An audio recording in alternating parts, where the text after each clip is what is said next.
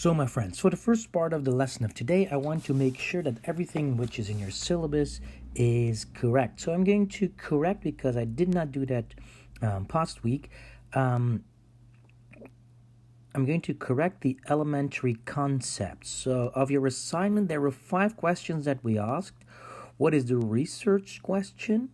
What large group of people or objects is the question about? Which is the subgroup?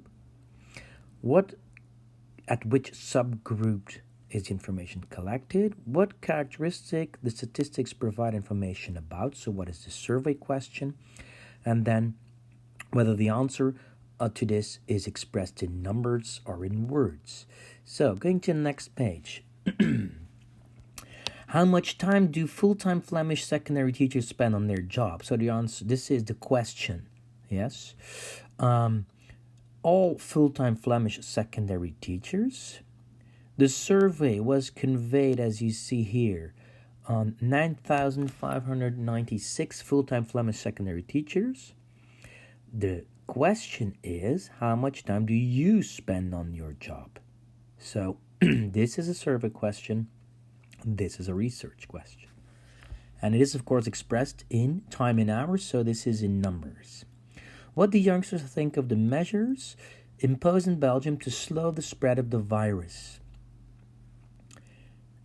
Youngsters in Belgium. It is expressed to all youngsters in Belgium, and they asked 555 Pelt youngsters. Yes.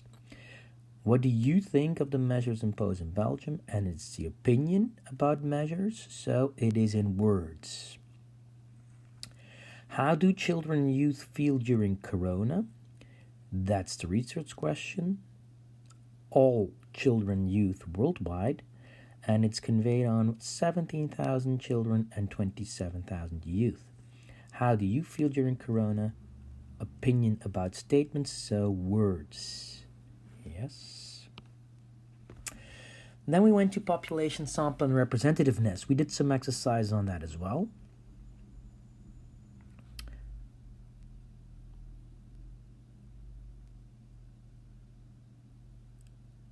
And this is already corrected in class. I'm going to show it to you one more time.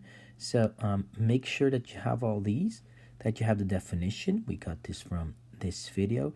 And this is the variable. I noticed when I corrected your exercise that many of you switched these. But that's why you couldn't switch these because we had these small letters here as a hint. So this is ordinal nominal, and the D of discrete, and the C of continuous. So make sure that you check this as well. I'm not going to look all over this because we know the examples, but you do have to keep in mind that we have categorical or qualitative variables and quantitative variables, measured in words, measured in numbers. Yes. Here in the video, it wasn't mentioned in words, it said values, but we're going to say words because a value can be a number as well. We have ordinal, if we can order it logical. If it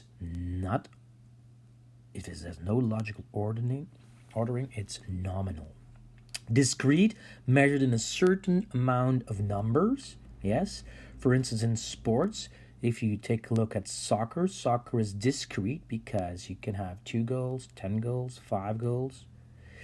Continuous, let's say that we talk about the time needed for running a marathon.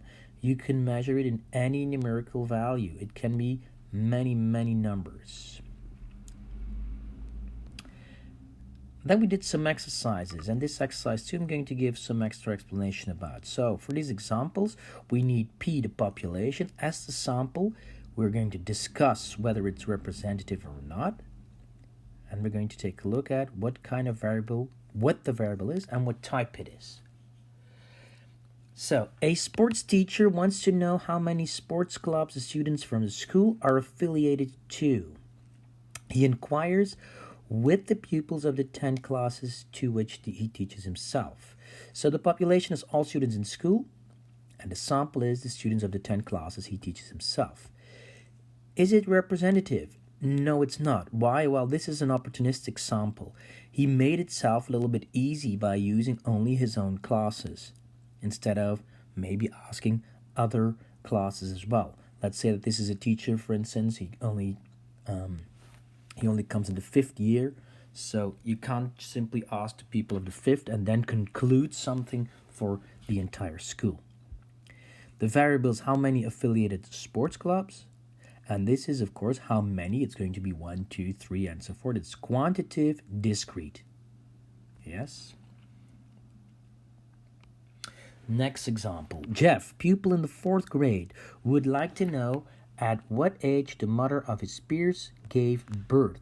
For this purpose, he randomly chooses 50 pupils of the 4th grade of his school and asks them the age of their mother at their birth. The population is all pupils in the 4th grade. The sample is 50 random pupils of the 4th grade of his school. So this is representative. Why? The sample is randomized within the population. Yes? The variable, that's the age their mothers gave birth. This is, of course, a quantitative, discrete value because it's going to be 20, somewhere between 20 and 40, for instance. Yes?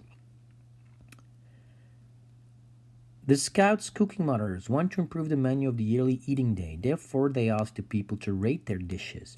Upon departure, people are allowed to indicate on a note whether they found their dish bad, moderate, or good. Writing down a note is not mandatory. Mandatory betekent verplicht. So, the population is all the participants of the eating day. And the sample is the participants who rated their dishes. Is it representative? No, it's not. Why not? Because it's a voluntary response. Writing down a note is not mandatory. Voluntary response. You're maybe going to have only these people who think it was really good or really bad. But if it's voluntary, you're going to miss a lot of people's opinion because they think, oh, I don't have the time. I don't want to take the time to fill this in. The variable is rating of the dish. And because it's a rating, good, bad, moderate, it's going to be categorical. You can ordinate because it goes from good to bad. So, yes, we can ordinate. It's an ordinal categorical variable. D, I noticed that some of you forgot to make D, or you needed to make D as well, so make it now. People want to investigate whether teachers in Flanders drink too much coffee during a school day. In a secondary school, they asked to monitor the amount of coffee consumption of all teachers for a week. So the population is all teachers in Flanders, and the sample is the teachers of one secondary school. This, of course, is not representative.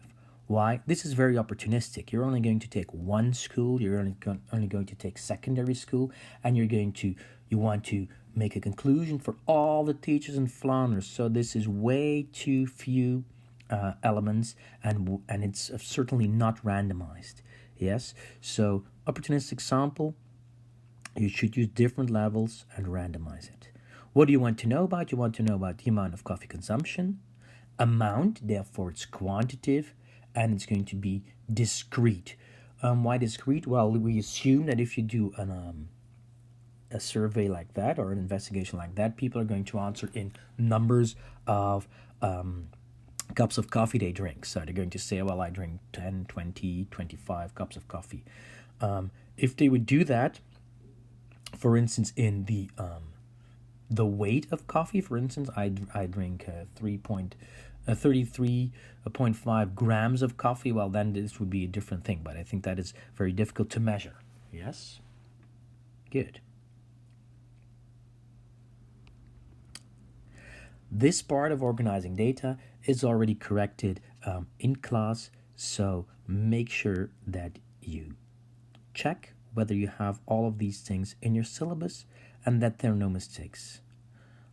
I will be taking a sample of this when I'm back in class, so I'm going to check whether you've done this or not. Good luck.